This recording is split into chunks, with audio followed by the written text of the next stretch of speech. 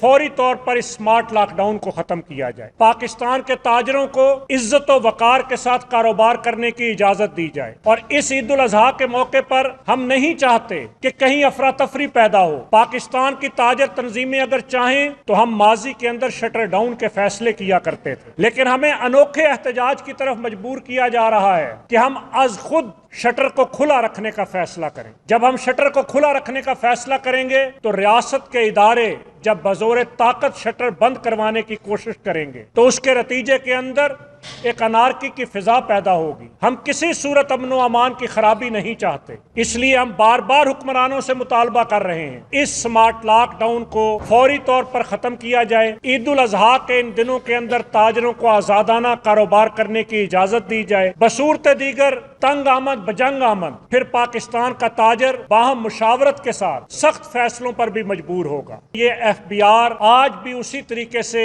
Black mailing, رشوت اور corruption کا بازار گرم کیے ہوئے ہے۔ پوائنٹ آف سیل کے نام پر جگہ جگہ پورے ملک کے اندر تاجروں کو ہراساں کیا جاتا ہے۔ ہم نے بار بار واضح کیا، پاکستان کا چھوٹا تاجر یہ پوائنٹ آف سیل کے نام پر مشینیں، یہ اکاؤنٹنٹ، یہ کھاتے اور یہ بک کیپنگ کے نام پر پھر بلیک میلنگ کا شکار نہیں ہو سکتا۔ جب سیلز ٹیکس مینوفیکچرنگ اور امپورٹ کے وقت وصول کیا جاتا ہے تو آخر کیا ضرورت پڑی ہے پاکستان کے کروڑوں تاجروں کی دکانوں پر یہ نام نہاد مشینیں لگانے کا ڈرامہ کیا جائے؟ اس لیے ہم ایک دفعہ پھر مطالبہ کرتے ہیں، یہ پوائنٹ آف سیل تاجروں کی دکانوں پر کسی صورت نہیں لگ سکتا۔ پوائنٹ آف سیل کے نام پر یہ جو دہاڑی لگانے کا سلسلہ جاری ہے اس کو بند کیا جائے۔ یہ جو تاجروں کی گرفتاریاں، جرمانے، ان کی تذلیل کی جاتی ہے، یہ کسی صورت ہمیں قبول نہیں ہے۔ پاکستان کا تاجر عید الاضحیٰ کے قریب اس وقت شدید ترین مشکلات کا شکار ہے۔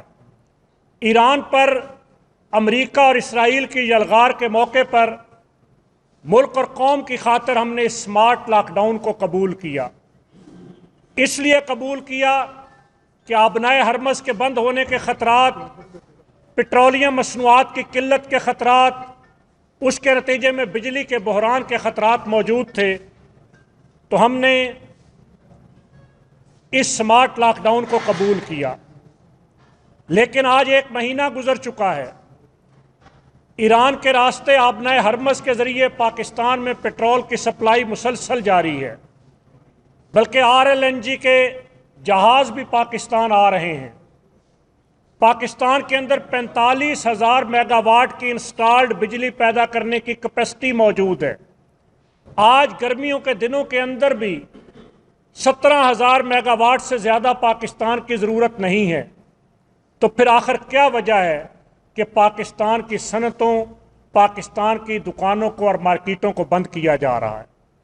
اور عید الاضحیٰ کے ایسے موقع پر کہ جب تاجروں نے پورے سال کی امیدیں عید سے وابستہ کر رکھی ہوتی ہیں، جب پوری پاکستانی قوم نے خوشیوں کے اس تہوار کے موقع پر اپنے بچوں کے لیے کپڑے، جوتے، خواتین نے اپنی شاپنگ، غرض پوری ایک معاشی سائیکل اس موقع پر چلتا ہے، تو کیا وجہ ہے کہ عید الاضحیٰ کے موقع پر بھی اس معاشی سائیکل کو چلانے کی اجازت نہیں دی جا رہی؟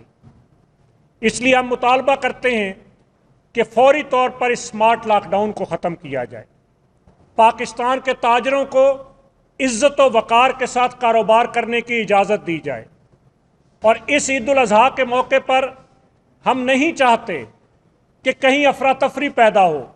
پاکستان کی تاجر تنظیمیں اگر چاہیں تو ہم ماضی کے اندر شٹر ڈاؤن کے فیصلے کیا کرتے تھے، لیکن ہمیں انوکھے احتجاج کی طرف مجبور کیا جا رہا ہے کہ ہم از خود شٹر کو کھلا رکھنے کا فیصلہ کریں۔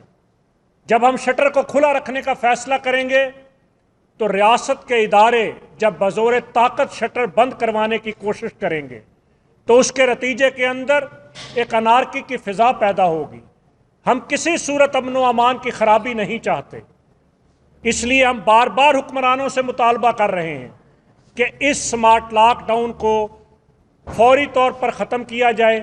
عید الاضحیٰ کے ان دنوں کے اندر تاجروں کو آزادانہ کاروبار کرنے کی اجازت دی جائے، بصورت دیگر تنگ آمد بجنگ آمد پھر پاکستان کا تاجر باہم مشاورت کے ساتھ سخت فیصلوں پر بھی مجبور ہوگا۔ دوسری اہم گزارش میں یہ کرنا چاہتا ہوں کہ اس وقت ضرورت ہے معیشت کے پہیے کو چلانے کی، مارکیٹوں کی رونقوں کو آباد کرنے کی، لیکن یہ ایف بی آر جس کے بارے میں وزیر اعظم پاکستان نے بارہا یہ بات کہی کہ ہم ایف بی آر کے اندر اصلاحات لا رہے ہیں، ہم اس کو ڈیجیٹلائز کر رہے ہیں، ہم اس کو تاجروں کی سہولت کا ادارہ بنا رہے ہیں، فرینڈلی بورڈ آف ریونیو بنانا چاہتے ہیں، لیکن یہ ایف بی آر آج بھی اسی طریقے سے بلیک میلنگ، رشوت اور کرپشن کا بازار گرم کیے ہوئے ہے۔ پوائنٹ آف سیل کے نام پر جگہ جگہ پورے ملک کے اندر تاجروں کو ہراساں کیا جاتا ہے۔ ہم نے بار بار واضح کیا کہ پاکستان کا چھوٹا تاجر یہ پوائنٹ آف سیل کے نام پر مشینیں، یہ اکاؤنٹنٹ، یہ کھاتے اور یہ بک کیپنگ کے نام پر پھر بلیک میلنگ کا شکار نہیں ہو سکتا۔ جب سیلز ٹیکس مینوفیکچرنگ اور امپورٹ کے وقت وصول کیا جاتا ہے تو آخر کیا ضرورت پڑی ہے کہ پاکستان کے کروڑوں تاجروں کی دکانوں پر یہ نام نہاد مشینیں لگانے کا ڈرامہ کیا جائے؟ اس لیے ہم ایک دفعہ پھر مطالبہ کرتے ہیں کہ یہ پوائنٹ آف سیل تاجروں کی دکانوں پر کسی صورت نہیں لگ سکتا۔ پوائنٹ آف سیل کے نام پر یہ جو دہاڑی لگانے کا سلسلہ جاری ہے اس کو بند کیا جائے۔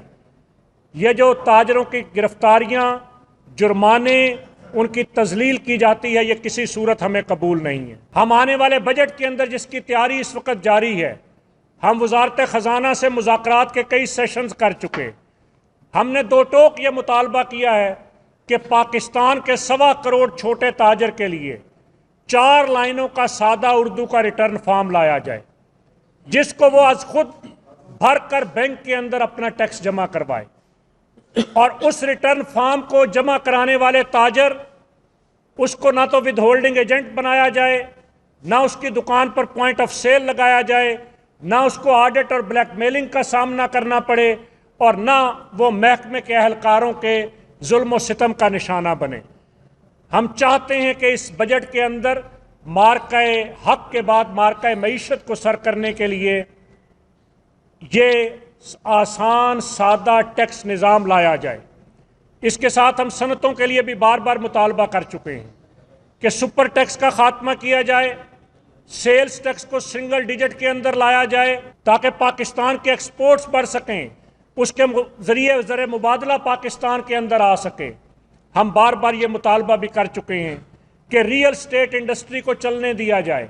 ریئل اسٹیٹ انڈسٹری چلنے سے 68 سے زیادہ انڈسٹریاں جو اس شعبے سے وابستہ ہیں وہ چلتی ہیں۔ ایک عام مزدور سے لے کر ایک پڑھے لکھے انجینئر کو روزگار میسر آتا ہے۔ حکومت نے اس وقت ٹیکسز کو ختم کرنے کے ہم سے وعدے کیے ہیں۔ میں آئینی عدالت کا بھی شکریہ ادا کرنا چاہتا ہوں کہ جس نے بالآخر 2002 کے اندر نافذ کیے گئے اس 7E کے کالے قانون کا خاتمہ کر دیا۔